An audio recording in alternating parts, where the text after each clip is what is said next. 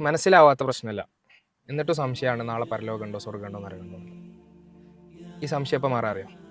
നരകത്തിൻ്റെ അടുത്തുനിന്ന് നാളെ പരലോകത്ത് വെച്ചിട്ട് മലക്കുകൾ നരകാവകാശികളുമായിട്ട് സംസാരിക്കുന്ന ഒരു സംസാരം സൂറത്ത് മുൽക്കിൽ അള്ളാഹു കൃത്യമായിക്കൊണ്ട് നമുക്ക് പറഞ്ഞു തരുന്നുണ്ട്. അള്ളാഹു സുബ്ഹാനഹു വ തആല പറയാണ്, തകാദു തമയ്യസു മിനൽ ഗൈദ് കുല്ലമാ ഉൽഖിയ ഫീഹാ ഫൗജുൻ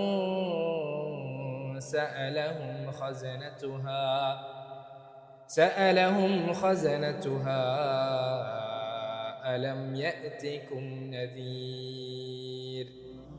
അള്ളാഹു പറയാണ്, മലക്കുകൾ ചോദിക്കുകയാണ് അവരോട്, നിങ്ങൾക്കൊരു നദീർ വന്നിരുന്നില്ലേ, നിങ്ങൾക്കൊരു മുൻഗാമി വന്നിരുന്നില്ലേ എന്ന് ചോദിക്കണം, അല്ലെങ്കിൽ നിങ്ങൾക്കൊരു മുന്നറിയിപ്പുകാരൻ വന്നിരുന്നില്ലേ എന്ന് ചോദിക്കണം. അവരറിയും, قالوا بلى قد جاءنا نذير فكذبنا. വന്നിരുന്നു, പക്ഷെ ഞങ്ങൾ കളവാക്കി. وقلنا ما نزل الله من شيء. എങ്ങനെ കളവാക്കി? അള്ളാഹുവിൽ നിന്ന് ഒന്നും ഇറങ്ങിയിട്ടില്ല എന്നുള്ള രൂപത്തിൽ ഞങ്ങൾ പറയുകയും ചെയ്തു.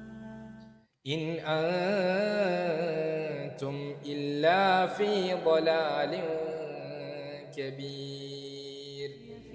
എന്നിട്ട് താങ്കളാണ് വ്യക്തമായ വഴികേടിൽ ഞങ്ങൾ പറയുകയും ചെയ്തു. പ്രവാചകൻ, ആര്? മുന്നറിയിപ്പുകാരനോ ഒരു കുറ്റസമ്മതം നടത്തണം.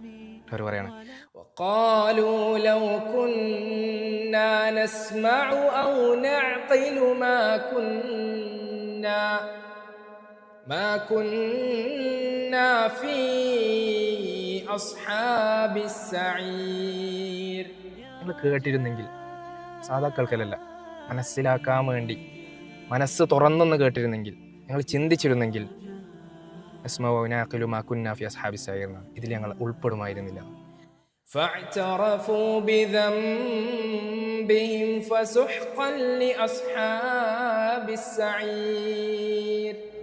ഒരു കുറ്റസമ്മതം നടത്തും. പക്ഷെ അവിടെ ആർക്കാ വിജയം എന്നറിയാം? ഇന്നല്ലദീന യഖ്ശൗന റബ്ബഹും ബിൽ ഗൈബ്. ഗൈബിൽ അല്ലാഹുവിനെ ആരാണോ ഭയപ്പെട്ടത് അവർക്കാണ് അവിടെ വെച്ചത്. ലഹും മഗ്ഫിറതുൻ വഅജ്റുൻ കബീർ. അവർക്ക് വലിയ പ്രതിഫലവും മഗ്ഫിറത്തൊക്കെ ഉണ്ട് എന്നുള്ള പറയാം. അപ്പോൾ ഇത് നേരിട്ട് കാണുമല്ല ബോധ്യപ്പെടുന്നത്, അവർക്കുള്ളതല്ല സ്വർഗം. അത് കാണാതെ ആ ഗൈബിൽ വിശ്വസിക്കുകയാണ്, നരകമുണ്ടെന്നും സ്വർഗമുണ്ടെന്നും ഇങ്ങനെയൊക്കെയുള്ള യാഥാർത്ഥ്യങ്ങളാണ്. അത് വിശ്വസിച്ചിട്ട് ആ വിശ്വാസത്തോട് ജീവിക്കുകയാണ്. ഇത് കണ്ടിട്ടേ വിശ്വസിക്കൂ എന്നുള്ള ആളുകൾക്കുള്ളതല്ല ഈ മഗ്ഫിറത്തും അജ്റുൻ കബീറും ഒക്കെ.